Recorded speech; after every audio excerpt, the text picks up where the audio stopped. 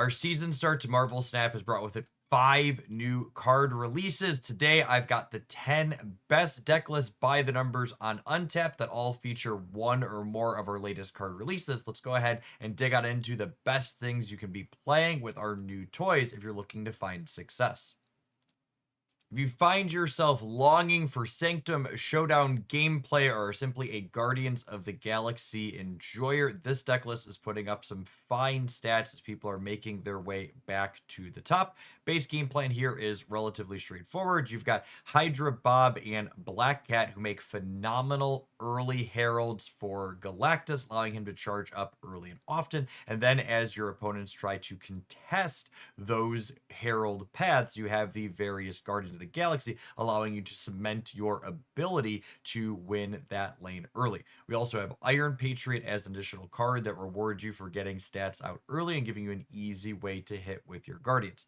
I really like the inclusion of Sandman as a 5 energy play in this deck list, as this will really slow down any opponent's final turns, making it so your big Galactus is far more likely to win the game when it slams down in one of the spots. The last few slots in this deck list are other utility cards like Stardust, another new card release that's disrupted against a variety of things, as well as Copycat, which is a generically good 3 energy card that also comes with an efficient stat line for enabling Iron Patriot and your Herald.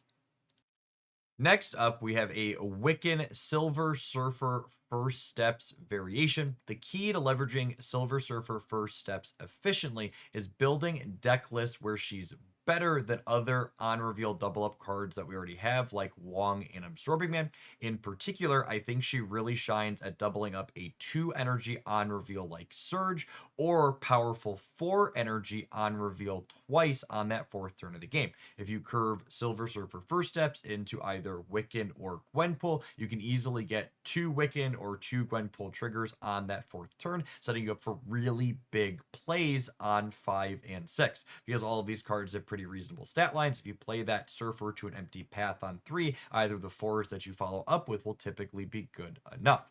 Because this is a Wiccan deck, we're leveraging Quicksilver as our guaranteed 1 energy play, which actually makes a pretty solid Herald for Galactus as well, our piece at top end. You often play that to one of the unrevealed locations on the first go, and it's pretty unlikely that your opponent will be playing there as well, making sure your Galactus is going to be at least 14 points, if not more, over the course of the game. This deck list just does pretty typical Wiccan stuff. Past that, we've got Gladiator with Mercury as a way to break stuff, and then other utility from things like Merlin and energy cheating in the case of Mr. Fantastic.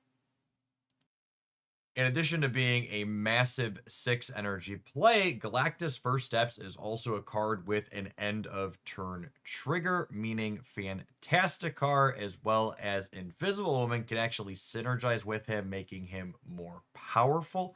This deck list has lots of end of turn effects in general, and it utilizes Doom 2099 as well as Doctor Dooms as efficient ways to fill up the board, so you can trigger Human Torch as well as the Thing on that last turn of the game. Next up, we have a Clog variation integrating Silver Surfer First Steps as well as Galactus here. I think one of the big upsides of filling up your board like this deck list is going to do with some consistency is that you get access to Martyr as both a really efficient Silver Surfer enabler as well as Herald for Galactus. Martyr's typical downside of moving at the end of the game to a spot that can lose you the game isn't something that you have to worry about if you fill your board in its entirety. In addition to Gwenpool being an excellent target for Silver Surfer, Dr. Octopus is pretty good, as is Debris, as things you want to double up right away on that 4th turn. It lets you fill in your opponent's spots with an incredible amount of efficiency, really narrowing their options and letting your big play in Galactus or Cannonball close things out at the end of the game. As is typical in most Galactus decks, we see Iron Patriot here again because he excels with things like Hydra Bob and Martyr that complement Galactus also. Terrax the Tamer has actually been my favorite of the new cards to release so far this season, with this deck list in particular being the one I've enjoyed the most. Terrax says when he comes into play, he adds a rock to the losing player's deck for each location. So if you're winning all 3 locations when he flips up, you can add 3 rocks to your opponent's deck. But if you're not winning any of them, he would add 3 to your own. This deck list has a ton of efficient ways to get stats on the board early. You can often curve Hydra Bob or Black Cat into White Widow or Lizard into Terrax on turn 3, with a key thing to note being if you have priority the turn you're playing Terrax, it's going to check which locations are being won by you before your opponent's turn 3 plays flip up. So in reality, if you're winning 2 of them with your early 1 and 2, and your third one is uncontested, Terrax very easily flips 3 rocks into their deck list.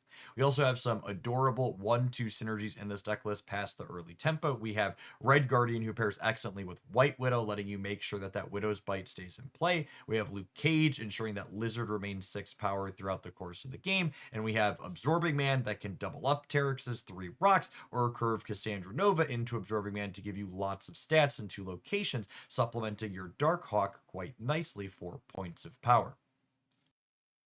Another direction to build Terrax in is the traditional Odd Hawk deck list, which leverages Moon Knight alongside Proxima Midnight as your only even costed card to get really efficient points of power into play on the 3rd turn. We then add in Black Bolt and Stature for another way to get big points early, and because we're looking to get priority and win locations quickly with Terrax, Squirrel Girl does a little bit of overlap here, allowing Marvel Boy to have lots of bodies to power up, but also making it so Terrax can slam down and get lots of rocks going. This is an archetype that definitely really felt a hit when Rock Slide got nerfed back to 4, and I think Terrax has a good chance to breathe some life back into it as another efficient 3 energy odd costed way to make your Darkhawks larger.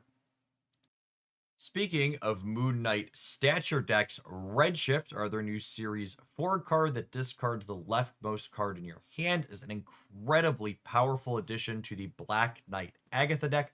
Agatha only controls your even costed turns now, meaning if Redshift is the only card in your hand that she can play, she's going to play it out on 2, and it's guaranteed to discard her since Agatha is always the leftmost card in your hand. This means if you have Black Knight on 1, you're going to go ahead and generate that really efficient 14 power blade and be able to bring it back with Ghost Rider later.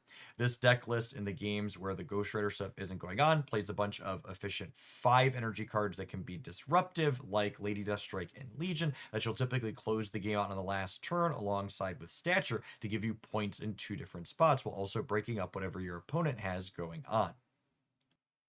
If you're someone who enjoys the discard archetype, I think Redshift is an easy automatic pickup for you. Being able to discard the leftmost card in your hand makes a lot of your Swarm and Scorn draws infinitely less awkward in the Dakin discard core, which has adopted it with good metrics. This archetype in general has had really good stats since Bullseye was added to the game, and I have to imagine it will remain to do so, especially as it picks up new consistency tools like Redshift this season.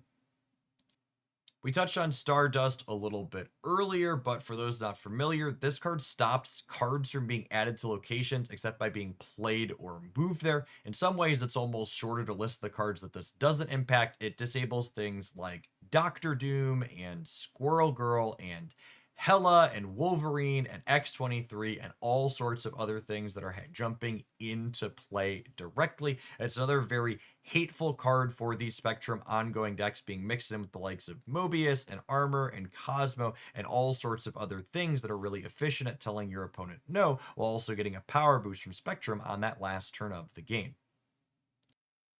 Finally, there's a lot of end of turn variations that reach for a lot of different pieces of technology in different ways. And similar to how the ongoing deck is splashing in Stardust now as well, we see this one also leveraging that combination of Mobius and Stardust. These 2 cards together hit a ton of overlap on the different matchups in Marvel Snap that they're going to absolutely slam dunk for you. And then you mix in the Invisible Woman end of turn stats package, and suddenly you've got a good mix of things that are both disruptive and putting points on the board. I have to say, I've been absolutely loving these Marvel Snap seasons that release multiple cards at the time. It's so refreshing to be able to play with not only different new cards on the same day, but also queue up with those cards and not just be queuing into people playing hard counters constantly, since there's multiple different new things that folks are exploring with. It really feels like a little bit more traditional card game release, and I really hope that Snap continues to do these mini card drops at the start of the season. It's some of the absolute best time to be exploring and brewing, in my opinion.